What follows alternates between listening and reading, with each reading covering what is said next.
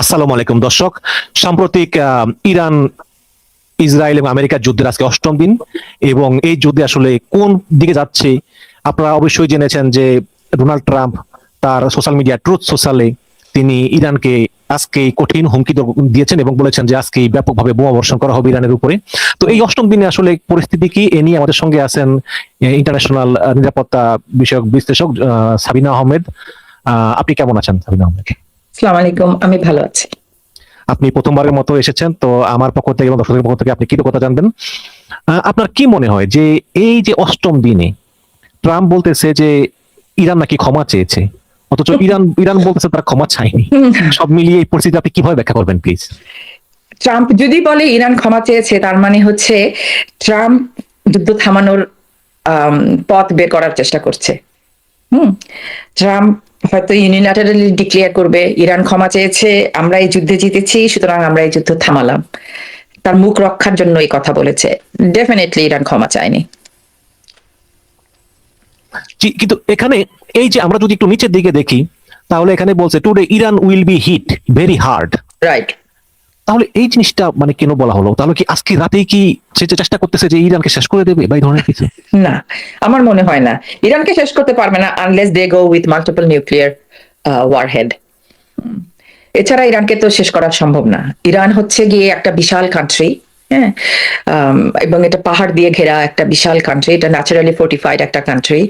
এটা অনেক দূর ছড়ানো ছিটানো। এখানে একদিকে যেমন মানে চারিদিকে যেমন পাহাড় আছে, তেমন আছে ডেজার্ট। সুতরাং এটাকে শেষ করে দেওয়া অত মুখের কথা না। ট্রাম্পের কথা কে আমি অত বেশি গুরুত্ব দিই না এই কারণে, কারণ when it comes to Trump সবকিছু বিরাট বিশাল ম্যাগনানিমাস হয়ে যায়। 10টা বোমা ছাড়লে সে বলবে বিশাল, আজকেই শেষ।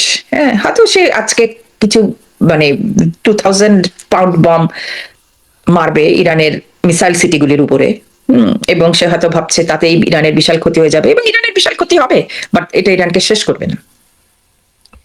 এখন এই যে মাসুদ পেজিশকিয়ান, সম্ভবত ওনার নাম, যদি ভুল না করে থাকি, পেজিশকিয়ান ইরানের প্রেসিডেন্ট, তো তিনি এই যে বললেন যে আমরা ক্ষমা প্রার্থী, আমরা এই আরব দেশগুলোর উপরে আর আমরা হামলা চালাবো না যদি আমরা হামলা শিকার না হই।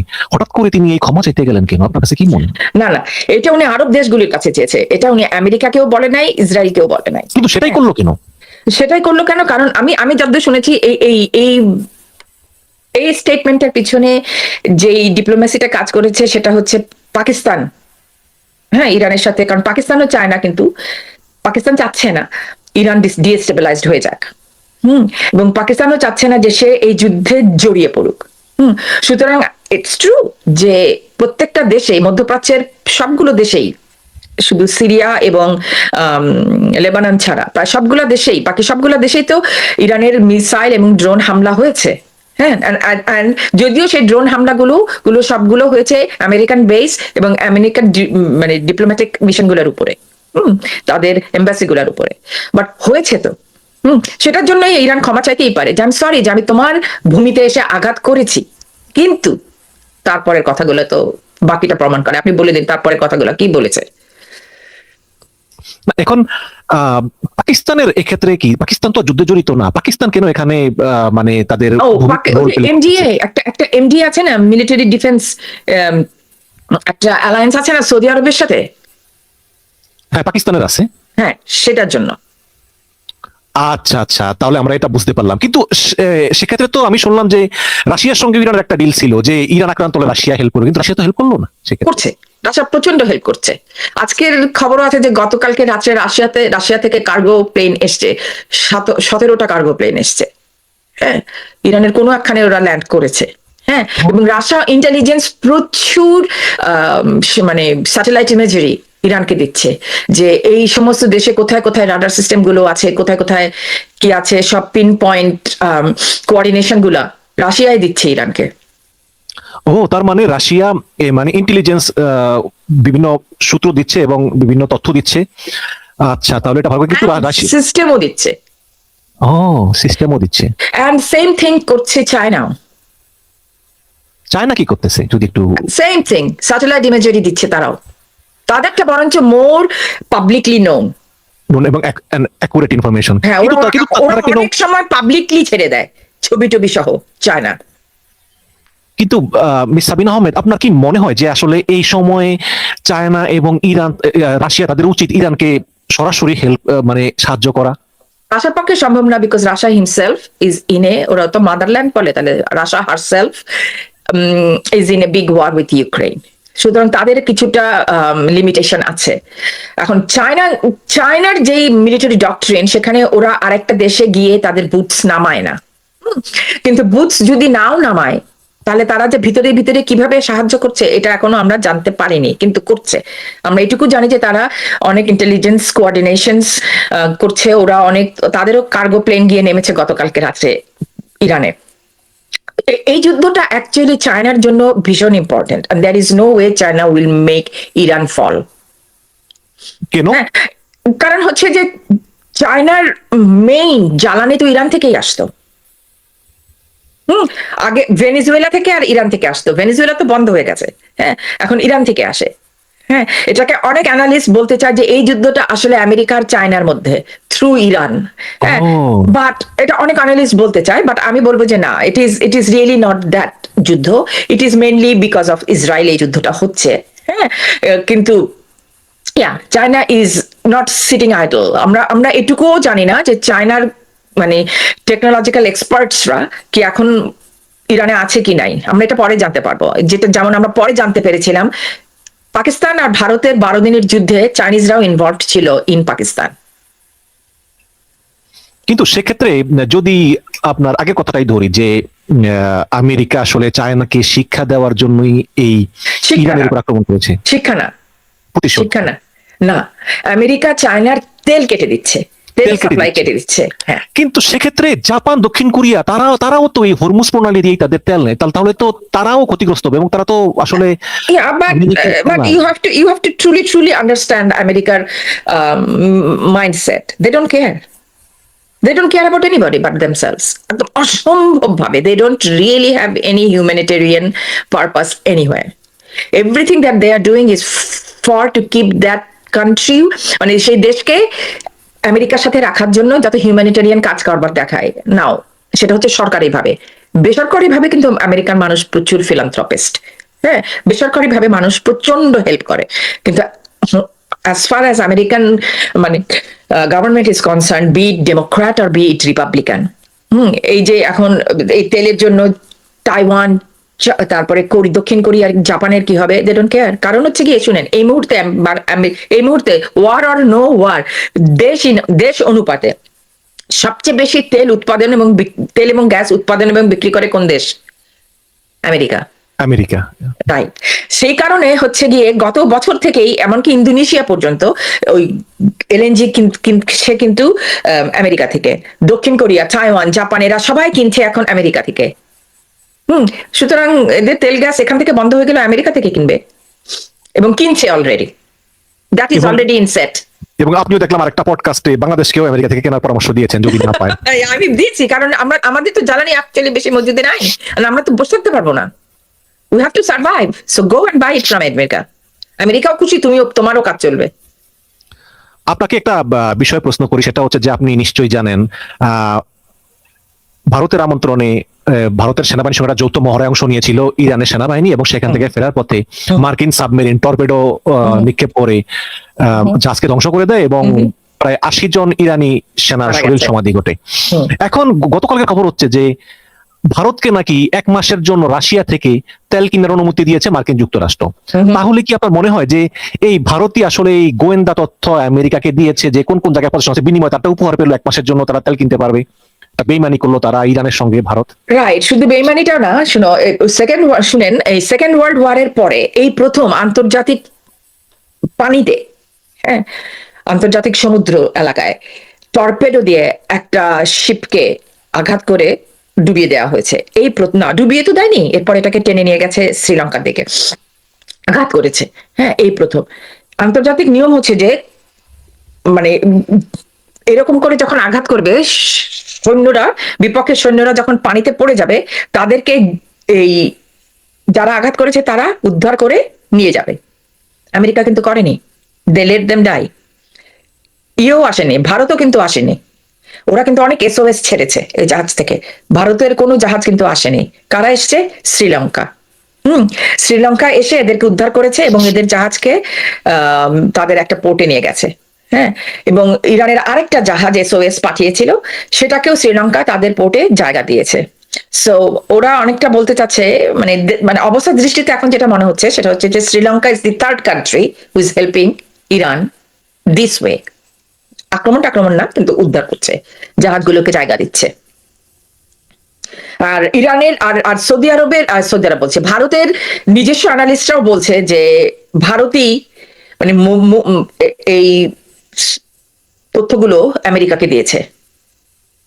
সুতরাং এখানে আর মোদি তো যুদ্ধ শুরু হওয়ার 2 দিন আগে ইসরায়েল থেকে ঘুরে এসছে, এবং ইসরায়েলের প্রচুর সাপ্লাই মানে ম্যানুফ্যাকচারিং কিন্তু ভারতের মধ্যে হয়। সুতরাং Bharat is like this with Israel right now, খুবই ক্লোজ। হ্যাঁ, আগে এক সময় দেখতাম আমরা ইরান, মানে এই যুদ্ধের পরে না অনেক সম্পর্ক, অনেক পুরনো এবং বিরাট বিরাট সম্পর্ক নতুন করে সেসব দেশ মূল্যায়ন করবে এবং কি করবে সেটা দেখা যাবে। ইরানের যে চাবাহার নিচের দিকে যে চাবাহার পোর্টটা ছিল, সেটা তো ভারতীয়রাই বানাচ্ছিল, যা কিছুদিন আগে বন্ধ করে দিয়েছে ইরান। এখন কথা হচ্ছে যে এই সবকিছু মিলে আবার আরো একটা খবর এসছে সৌদি আরব থেকে, সেটা হচ্ছে যে ওদের ওখানে যে মোসাদের যে 2জন ধরা পড়েছিল, যে 2জন চর ধরা পড়েছিল, তাদের একজন অ্যাকচুয়ালি ভারতীয়। ও, কিন্তু কিন্তু সেই মোসাদের সেই চোররা সৌদি আরবে কেন গিয়েছিল? 2জন ধরা পড়েছে, একজন ভারতীয়। ফলস ফ্ল্যাগ অপারেশনের জন্য। সৌদি আরবে যে ওদের যে সবচেয়ে বড় তেলের মানে অয়েল ইনফ্রাস্ট্রাকচার আরামকো, সেটাতে যে অ্যাটাকটা করেছে, সেটা তো ফলস ফ্ল্যাগ অপারেশন করেছে ইসরায়েল। হ্যাঁ, এটা তো মানে ইরান ভেহেমেন্টলি অপোজ করেছে, না we did not attack any oil or gas infrastructure in the whole Middle East. সেগুলো সব অ্যাকচুয়ালি ফলস ফ্ল্যাগ অপারেশন করা হচ্ছে, এবং চর ধরা মানে স্পাই ধরা পড়েছে। এই তাদের কাছে মানে রসদও ছিল যে তারা কোনোখানে সেট করবে, এটা করেছে। এরা ধরা পড়েছে সৌদি আরবে এবং কাতারে। মানে এদের উদ্দেশ্য কি ছিল এই মোসাদের? এই দেশগুলোকে যুদ্ধে টেনে নিয়ে যাওয়া, অফেন্সিভ পজিশনে নিয়ে যাওয়া, মানে আক্রমণ করবে তারা, বাট নাম দিবে ইরানের, তখন তারা যুদ্ধে অংশগ্রহণ করবে। হ্যাঁ হ্যাঁ, এমনকি ওরা এটা করেছে সাইপ্রাসের যে ইউকে বেস ছিল, সেখানেও কিন্তু ফলস ফ্ল্যাগ অপারেশন করেছে ইসরায়েল। এটা ইউকে জানে বলেই তারা এটা নিয়ে আর উচ্চবাচ্য করছে না। তাহলে আমি তো দেখছি যে এই ইসরায়েল এবং ইন্ডিয়া, এরা আসলে এদের স্বার্থের জন্য যে কোনো কিছু করতে পারে, এদের কোনো নীতি আদর্শ কিচ্ছু নেই। অফকোর্স নাই, আমেরিকারও নাই। আপনি আমেরিকার নাম না নিচ্ছেন না কেন? এই 3টা দেশেরই নাই, এবং আরো অনেক দেশেরই নাই ইউরোপে, বাট তারা কেউই এই যুদ্ধে ইরানের বিপক্ষে যেতে চাচ্ছে না। এখন এই গালফ কান্ট্রিগুলোর কি হবে? এরা কি আসলে সরাসরি আমেরিকার সঙ্গে অংশগ্রহণ করবে? যদিও আজকে মাসুদ পেজিশকিয়ান তিনি ক্ষমা চেয়েছেন, কিন্তু অবশ্যই আপনার এই কথাই বুঝলাম যে যেহেতু মোসাদ রাজান পাঠিয়েছে, তারাও চায় যে ইসরায়েল আমেরিকা চায় যাতে এই দেশগুলো আসলে অংশগ্রহণ করুক ইরানের বিরুদ্ধে। শেষ পর্যন্ত তারা কি আসলে অংশগ্রহণ করবে? মানে এখানে কাতার, জর্ডান বা সৌদি আরব, এদের পজিশন কি হতে পারে? আমার মনে হয় না ইরান এমন কিছু করবে যাতে করে এই গালফ কান্ট্রি গুলাও তাদেরকে অ্যাটাক করুক। তারা তাদের মিশন, তাদের কারণ আছে কেন তারা এই দেশগুলাকে অ্যাটাক করলো। আর এই অ্যাটাক করার কারণে মানে এমনকি মানে আমেরিকাও খুবই অবাক হয়েছে। ট্রাম্প তো নিজে মুখে স্বীকার করেছে যে দ্য অনলি সারপ্রাইজিং ফ্যাক্টর হচ্ছে যেভাবে করে ইরান গালফ কান্ট্রি গুলোকে অ্যাটাক করেছে, এটা তাদের হিসাবে ছিল না। কিন্তু তারা অ্যাটাক করেছে এই কারণ হচ্ছে তারা 12 দিনের যুদ্ধে দেখেছে যে এই সমস্ত দেশগুলোতে যেসব রেডার সিস্টেম গুলো আছে, আমেরিকান রেডার সিস্টেম গুলো আছে, এগুলো ভীষণ মানে কমপ্লিকেটেড, এক্সপেন্সিভ এবং ভীষণ কাছের। কিন্তু এই রেডার দিয়ে আসলে ইরান থেকে যখনই কোনো মিসাইল অথবা ড্রোন সোয়ার্ম অ্যাটাক করা শুরু করে, যদিও ড্রোন গুলো অনেক নিচ দিয়ে উড়ে বলে রাডারে খুব একটা ধরা পড়ে না, বাট মিসাইল গুলো মেইনলি, হ্যাঁ, যখনই এগুলি লঞ্চ করে ইরান থেকে, হ্যাঁ, ওগুলি ইসরায়েলে যেতে যেতে তো অনেক সময় 2-3 ঘন্টা সময়ও লেগে যায়, যদি এগুলি হাইপারসনিক না হয়। সুতরাং এরা আগে ভাগে জানিয়ে দেয় ইসরায়েলকে, হ্যাঁ, যে তোমার দিকে আসছে এতগুলি মিসাইল এই কোঅর্ডিনেট দিয়ে। তখন ওরা ওদের মানে তাদের যে এয়ার ডিফেন্স সিস্টেম, সেটাকে তারা অ্যাক্টিভেট করে, ওরাও একদম কোঅর্ডিনেশন অনুযায়ী হিসাব করে, ওটা যখন ইরান থেকে যখন এসে ইসরায়েলের আকাশে ঢুকে, তখন ওরা গিয়ে ইন্টারসেপ্ট করে, অথবা আশেপাশের দেশ থেকে ইন্টারসেপ্ট, স্পেশালি জর্ডান থেকে গতবার ইন্টারসেপ্ট করেছে, জর্ডান থেকে ইন্টারসেপ্ট করেছে। সো এরকম ভাবে এই চোখ রাডার গুলো হচ্ছে গিয়ে এয়ার ডিফেন্স সিস্টেমের চোখ। যদিও আধুনিক এয়ার ডিফেন্স সিস্টেম প্রত্যেকেরই নিজস্ব বিল্ট ইন রাডার আছে, হ্যাঁ, কিন্তু তারপরেও মনে করে এয়ার ডিফেন্স সিস্টেমগুলি হয়তো অনেক পিছনে ইসরায়েলে, হ্যাঁ, আর এই রাডার গুলি অনেক সামনে ইউএই তে, বাহরাইনে, দোহায়।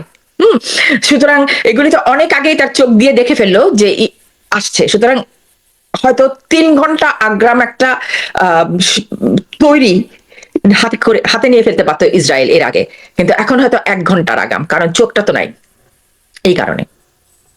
জি, এখানে আমরা দেখলাম যে গত পরশুদিন অবশ্য ইসরায়েল বলেছে লেবাননের রাজধানী বৈরুতবাসীকে যে তোমরা আসলে ত্যাগ করো, বৈরুত ত্যাগ করো, Right. এবং প্রায় অনেক লোক বৈরুত ত্যাগ করছে এবং হামলা চালিয়ে প্রায় 294 জনকে মেরেছে। হঠাৎ করে ইসরায়েল এই লেবাননে হামলা চালাতে গেল কেন? বিকজ হেজবুল্লাহরা এখন রকেট অ্যাটাক করছে উত্তর ইসরায়েলে। হেজবুল্লাহ আর নাও অ্যাক্টিভ এগেন। তারা বহুদিন ইনঅ্যাক্টিভ ছিল এবং সবাই মনে করেছে they are dead, they are finish, they are degraded, but they still have lots of missiles in their inventory. Hezbollah are now actively, মানে the only proxy that Iran has activated so far is Hezbollah's. তো যেহেতু 2 বছর আগে তো একটা ট্রিটি হয়েছিল, যার কারণে হচ্ছে যে হেজবুল্লাহরা তাদের অ্যাটাক বন্ধ করে দিয়েছিল, কিন্তু that didn't stop Israel from attacking Hezbollah sites in Lebanon. তারা তো সমানে কিছুদিন পরপরই, কয়েক মাস পরপরই লেবাননে অ্যাটাক করতো। তারা তো কোনো সময় তাদের অ্যাটাক অ্যাকচুয়ালি থামায় নাই, হয়তো ফুল ফোর্স অ্যাটাক করে নাই, কিন্তু 2-1টা মিসাইল তো তারা মেরেছেই every now and then, every মাসেই 1টা না 2টা তারা মেরেছে এই পর্যন্ত। তো লেবানন ভিতরে ভিতরে তাদের সক্ষমতা এবং তাদের শক্তি অর্জন করেছে আবারও, এবং এই যুদ্ধে আবারও হেজবুল্লাহ আর অ্যাক্টিভ। আর সেই কারণে, কারণ তারা লেবানন থেকে উত্তর ইসরায়েলে এখন মিসাইল মারছে, এবং সেই কারণে এখন আবার ইসরায়েল গিয়ে লেবাননকে ভালো মতন অ্যাটাক করছে। হ্যাঁ, তারা বৈরুতকে মানুষকে সরে যেতে বলেছে, আর তেহরানও তাদের মানুষকে তেহরান থেকে সরে যেতে বলেছে, ইরানও তাদের মানুষকে তেহরান থেকে সরে যেতে বলেছে। আর ইসরায়েল থেকে ইটসেলফ 1 মিলিয়নেরও বেশি মানুষ বের হয়ে গেছে। ইসরায়েল থেকে 1 হ্যাঁ। মিলিয়নেরও বেশি মানুষ বের হয়ে গিয়েছে। হ্যাঁ, আচ্ছা, এখন যদি আমরা অস্ত্র শস্ত্রের স্টকের ব্যাপারগুলো দেখি, ডোনাল্ড ট্রাম্প তিনি বলেছেন যে তার এই লাস্ট 100 ঘন্টায় $3.7 বিলিয়ন খরচ হয়ে গিয়েছে এবং প্রতিদিনে $850 মিলিয়ন খরচ হচ্ছে। এবং আমরা এও শুনতেছি যে ইরান নাকি আগের মতো আর মিসাইল ছুটতেছে না। এখন আপনার কাছে জানতে চাই যে আসলে এই আমেরিকার অস্ত্র শস্ত্রের স্টক কিরকম আছে, আর ইরানের অস্ত্র শস্ত্রের স্টকটা আসলে কিরকম আছে বলে আপনার মনে হয়? এগুলি সব আসলে ক্লাসিফাইড ডাটা। হ্যাঁ, সো ক্লাসিফাইড ডাটা যা আছে, এবং তা তো আমরা আসলে জানবো না। সো আমরা আসলে জানবো না ইরানের ভিতরে কত আছে, এবং তারা কখনো বলে নাই এক্স্যাক্টলি যে তারা 12 দিনের যুদ্ধের পর থেকেই কিন্তু তারা রেডি হচ্ছে ফুল ফোর্সে। তারা গত 40 বছর ধরে রেডি হয়েছে, তারা জানে একদিন না একদিন ইসরায়েল তাদেরকে অ্যাটাক করবেই। সুতরাং তাদের রেডিনেসটা সেই পর্যায়ে ছিল, এবং গত বছর 12 দিনের যুদ্ধের পর থেকে তারা একদম মানে ভীষণ মানে স্পিডিলি তাদের সক্ষমতা, তাদের প্রচুর মিসাইল লঞ্চার তারা বানিয়েছে, তারা প্রচুর মিসাইলস এন্ড ড্রোনস বানিয়েছে। ইরান 1 মাসে 500 ড্রোন ম্যানুফ্যাকচার করে। হ্যাঁ, সুতরাং আমি আপনাকে ম্যানুফ্যাকচারিং মানে স্ট্যাটিস্টিক্সটা দিলাম, সুতরাং সেটা থেকে আপনি বুঝে দেখেন যে তাদের 12 মাসে তাহলে 60,000 হওয়ার কথা, রাইট? 5-12 60 না 6,000। সুতরাং ইরানের প্রচুর প্রচুর ড্রোন। হ্যাঁ, কেউ কেউ বলে এটা 50,000 ড্রোনও থাকতে পারে ইরানের। ওদের মিসাইলস বেশিরভাগই ওরা আন্ডারগ্রাউন্ড বাংকারে রাখে, এবং এই বাংকার গুলো মাটির এত এত এত নিচে যে যেখানে 2000 পাউন্ড বম্ব দিয়েও, ওদের যে বাংকার বাস্টার B2 দিয়ে যে ওদের বাংকার বাস্টার বম্ব আছে, সেগুলা দিয়েও কিন্তু এগুলাকে অ্যাকচুয়ালি ক্ষতি করার মানে ড্যামেজ করা সম্ভব, কিন্তু ডিস্ট্রয় করা সম্ভব না। মানে ইরান জানে, কারণ কত নিচে রাখলে ওদের এই 2000 পাউন্ড বম্ব গিয়ে পৌঁছাতে পারবে না।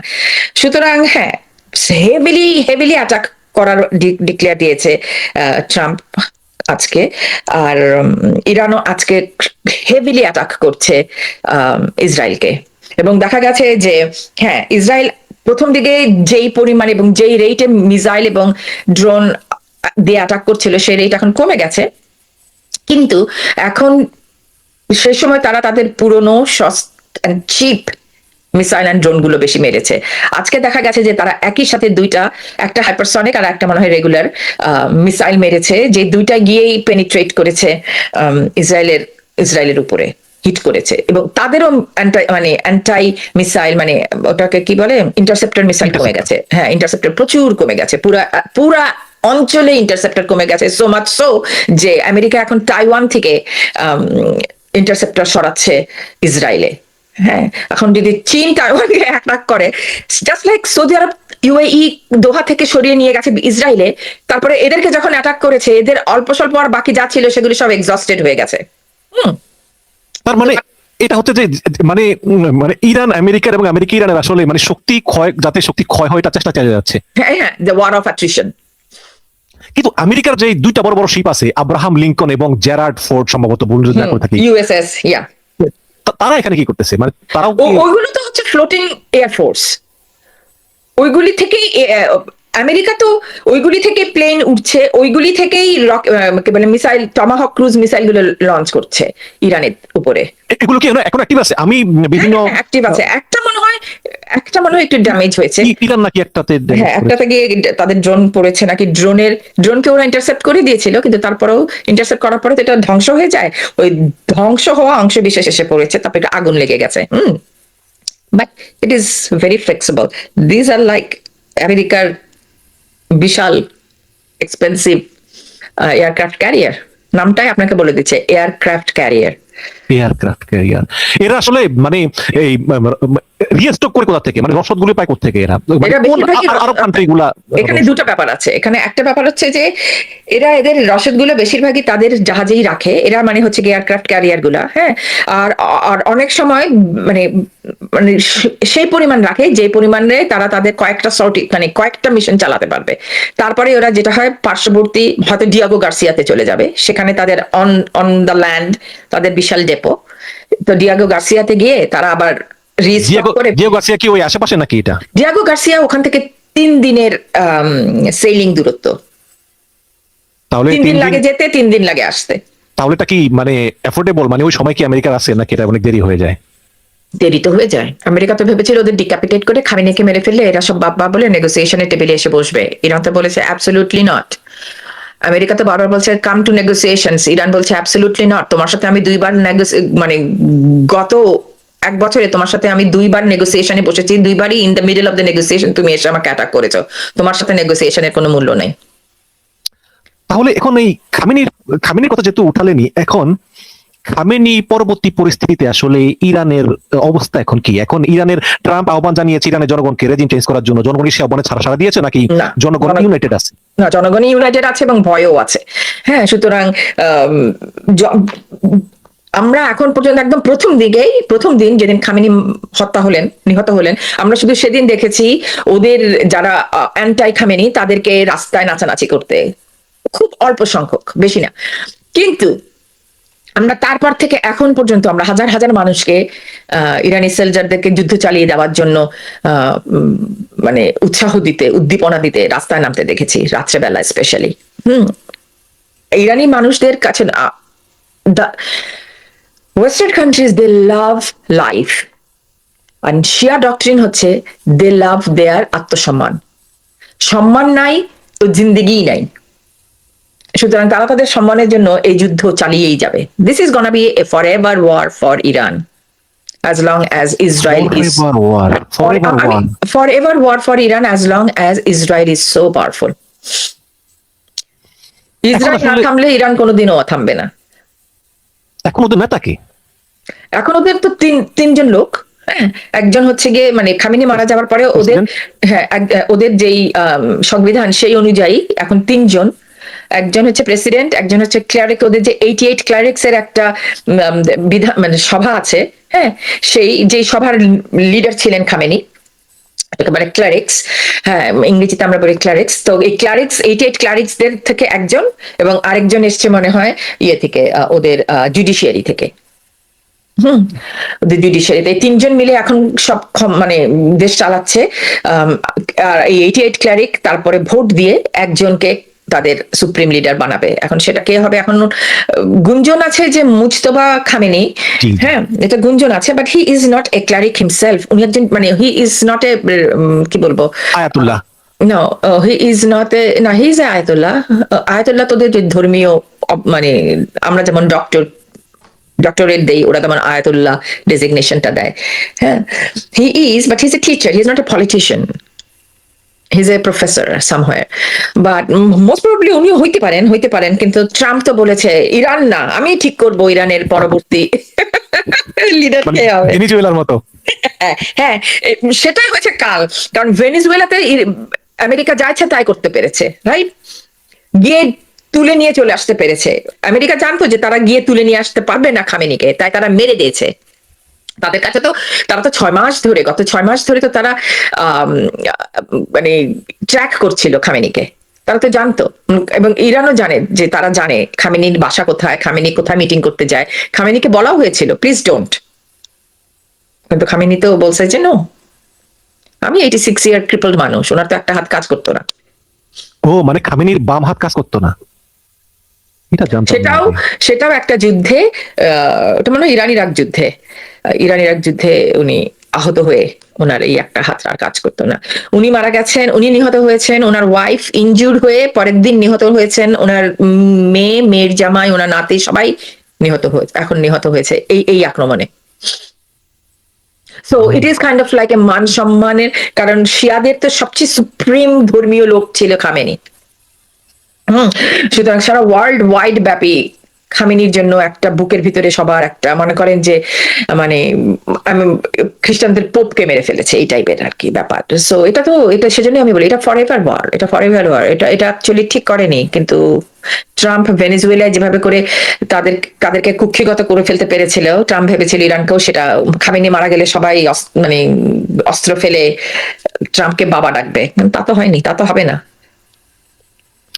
আমরা শুনেছি, মানে আমার দর্শকদের জন্য একটু বলতেন যে হরমুজ প্রণালীটা কেন এত গুরুত্বপূর্ণ, এবং এই হরমুজ প্রণালী দখল করে আসলে ইরান কি অ্যাচিভ করতে চায় এবং কতদিন তারা এটা দখলে রাখতে পারবে? ইরানের হরমুজ প্রণালী দিয়ে ওয়ার্ল্ডে 20% অয়েল অ্যান্ড গ্যাস চলাচল করে। হরমুজ প্রণালী বন্ধ করে দিয়ে প্রথম দিনই তারা আনঅফিসিয়ালি বন্ধ করে দিয়েছে, এবং তারপরে তারা আমেরিকা আর ইউকের 2 ট্যাঙ্কার গুলোকে আক্রমণ করে ডুবিয়ে দিয়েছে, ডুবিয়ে দেয়নি, আক্রমণ করেছে, রাইট? তারপরে ওইখান দিয়ে এখন মনে হয় 300-এরও বেশি ট্যাঙ্কার হরমুজের ভিতরে, কিন্তু একটা 150-এর মতো ট্যাঙ্কার কিন্তু আটকে বসে আছে চুপচাপ। আর এইদিকেও প্রচুর ট্যাঙ্কার, এখন তেলের দাম বেড়ে যাচ্ছে, right?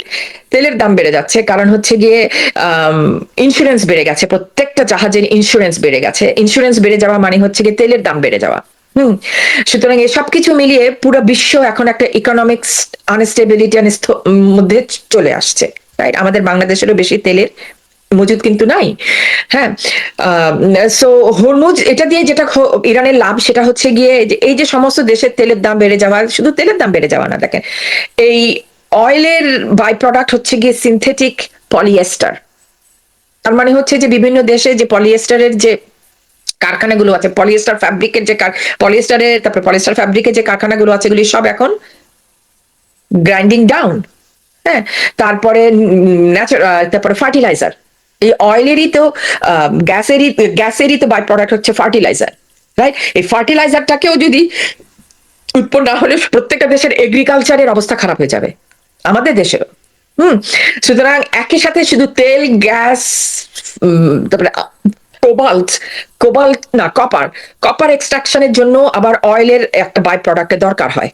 So there are so many industries in the chain that are affected. তাতে কি হবে, প্রত্যেকটা দেশ এখন আমেরিকা কি বলবে, যুদ্ধ থামাও, তোমার জন্য আমাদের দেশ মানে অর্থনৈতিক ক্ষতির মধ্যে পড়ছে। সো আমেরিকাকে সবাই মিলে একটা চাপের মধ্যে রাখবে, সবচেয়ে বেশি আমেরিকাকে এখন চাপের মধ্যে রাখবে গালফ কান্ট্রিজ গুলা। সো এইটাই হচ্ছে গিয়ে লাভ, হরমুজ বন্ধ করে দেওয়া। আর মানে গালফ কান্ট্রি গুলো চাইবে না যে এই যুদ্ধ দীর্ঘস্থায়ী হোক। Right, of course not. আচ্ছা, এই হরমুজ প্রণালী কি আর কোনো অল্টারনেটিভ নাই? আপনাকে তখন দেখতে হবে যে এই হরমুজের আশেপাশে দেশ কোনগুলা। বাহরাইনের কোনো অল্টারনেটিভ নাই। ওমান, ওমানকে ওরা অ্যাটাক করছে না তেমন, এক্সেপ্ট ফর ওয়ান পোর্ট। হ্যাঁ, তো and that is because of ওইটাতেই মনে হয় এই ওকে কেন সেই পোর্টটা আক্রমণ করেছে সেটারও একটা ইন্টারেস্টিং গল্প মানে খবর আছে। খবরটা হচ্ছে ইউএই বাহরাইন এরা তো অনেক দিন ধরে জানে যে একটা যুদ্ধ মানে- হবে। কোন পোর্টটা? ওমানের একটা পোর্ট, আমার নাম মনে নাই, আমি নামের দিকে অতটা বেশি মানে আচ্ছা, নাম মনে রাখাও আমার পক্ষে একটু কঠিন হয়ে ব্যাপার, আর নামের দিকে আমি অতটা বেশি ইম্পর্টেন্স দিই না, কারণ ইট ডাজন্ট ম্যাটার। একটা পোর্ট। মূল খবরটা হচ্ছে ওই পোর্টটা দিয়েই ওই লং তেলের পাইপ এসে ওই পোর্টটা থেকে ইউএইর তেল জাহাজে যেতে পারতো। হ্যাঁ, এটা ইরানের কাছে এই খবরটা ছিল যে ওমানের এই পোর্ট দিয়ে অ্যাকচুয়ালি হুরমুজ দিয়ে তেল পাঠাতে না পারলেও no sweat, UAE can sell their oils through this port. ওই লং পাইপ দিয়ে ওই পোর্টে আসে, এই জন্য ওই পোর্টটাকে ড্যামেজ করে দিচ্ছে। তাহলে ওদের তেল রপ্তানি বন্ধ। আহা, আচ্ছা আচ্ছা, আপনি যেহেতু বাংলাদেশের কথা তুললেনি, বাংলাদেশের পররাষ্ট্র মন্ত্রণালয় যে বিবৃতিটা দিয়েছে, তারা এই যে খামেনি মারা গেছে এইসব ব্যাপারে কোনো কথা বলেনি, বরঞ্চ পররাষ্ট্র মন্ত্রণালয় আরো উল্টো যে ইরান যে হামলা করতেছে গালফ কান্ট্রিতে সেগুলোর সমালোচনা করেছে। আমাদের যে মানে ভাড়ায় চালিত পররাষ্ট্র মন্ত্রী খলিলুর রহমান বিবৃতি দিয়েছে। তো এই বিষয়টাকে আপনি কিভাবে দেখছেন, যে আপনি কি মনে করেন যে আসলে বাংলাদেশের দিক থেকে বাংলাদেশ ঠিকই আছে এই ধরনের বিবৃতি দেওয়াতে, যেহেতু আমাদের বাংলাদেশ ঠিক নাই। গালফ কান্ট্রিতে ইন্টারেস্ট আছে আমাদের? বাংলাদেশ ঠিক নাই। Bangladesh should have been more diplomatic on this matter and keep a neutral stance. হ্যাঁ, কিন্তু এই বিবৃতিটা দিয়ে খলিলুর রহমান প্রমাণ করলো যে হি is A totally on the American side. সুতরাং আমরা বুঝতে পারছি এখন যে আমেরিকান সাইড মানে ইন্ডিয়ান সাইড। সুতরাং আমরা বুঝতে পারছি এখন যে বিএনপির পররাষ্ট্রনীতি কোন দিকে যাচ্ছে, আর বিএনপির পররাষ্ট্রনীতি যেদিকে যাবে বিএনপির ডিফেন্স নীতিও সেদিকেই যাবে। সো আমরা এখন বুঝতে পারছি যে বাংলাদেশের মধ্যে আগামী 4-5 বছর একটা পিকুলিয়ার একটা সিচুয়েশন তৈরি হতে যাচ্ছে। আমরা যেখানে ডিফেন্স নিয়ে অনেক বড় বড় স্বপ্ন দেখেছি, হ্যাঁ, কারণ বাংলাদেশের এই পর্যন্ত যত প্রকিউরমেন্ট হয়েছে ডিফেন্সের সবগুলি হচ্ছে চীন ভিত্তিক।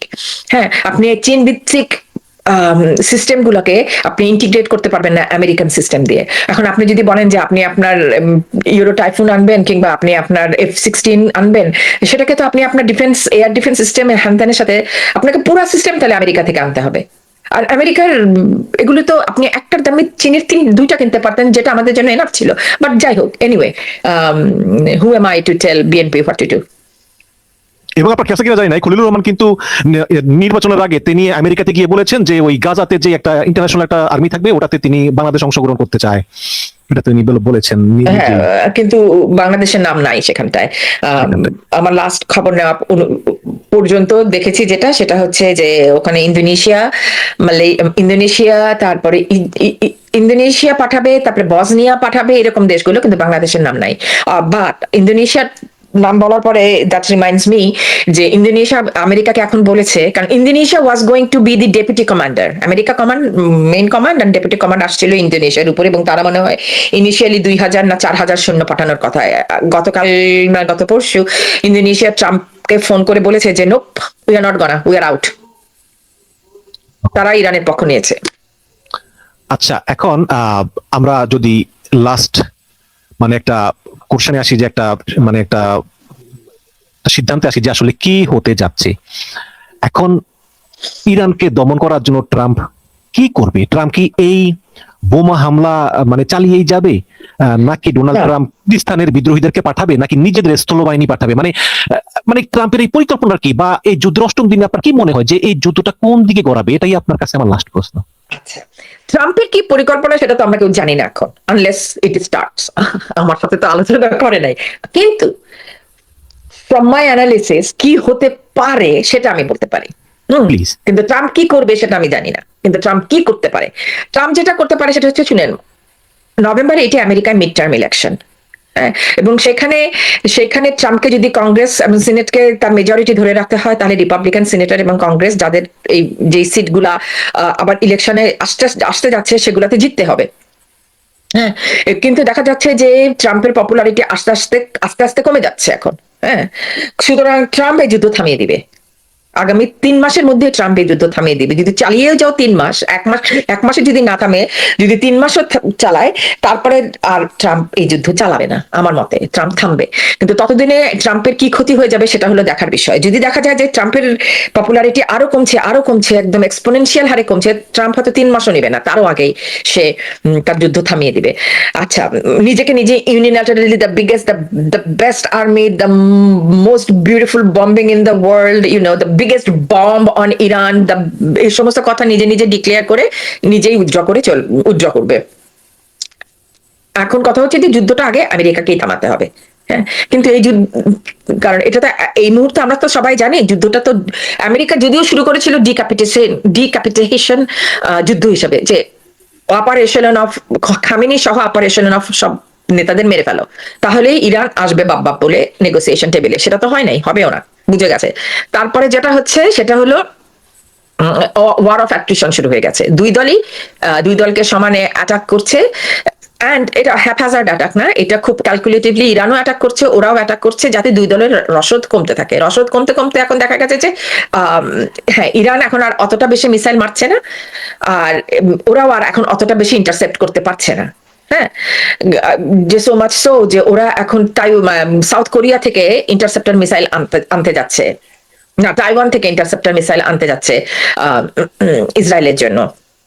আচ্ছা, এটা করতে করতে তো ডিগ্রেড হয়ে যাচ্ছে ইরানের মিলিটারি, মানে ওদের মারা যাচ্ছে, ওদের মিসাইল ধ্বংস হচ্ছে, ওদের লঞ্চার্স ধ্বংস হচ্ছে, ওদের লঞ্চার্স ইউজড আপ হয়ে যাচ্ছে, এইদিকেও হয়ে যাচ্ছে। কিন্তু এইদিকে তো মনে করেন যে আমেরিকার তো পুরো ইউরোপ জুড়ে ছড়িয়ে ছিটিয়ে আছে প্রচুর বেস, এবং সেসব বেসে প্রচুর মিসাইলস এন্ড প্রচুর, ওগুলি আস্তে আস্তে উঠিয়ে যদি সব আনে, তখন মানে ইসরায়েলকে সুরক্ষিত রাখার চেষ্টা করবে। তো তারপরে যেটা হবে সেটা হচ্ছে যে রেজিম তো উইক হয়ে যাবে, ইরানের রেজিম টিকে যাবে কিন্তু হয়তো উইক হয়ে যাবে, তখন আইআরজিসি মোর পাওয়ারফুল হয়ে যাবে।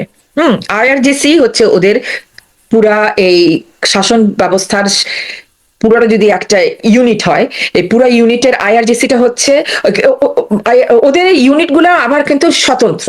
হ্যাঁ, যার কারণে একটা ফল করলে বাকিটা ফল করে না।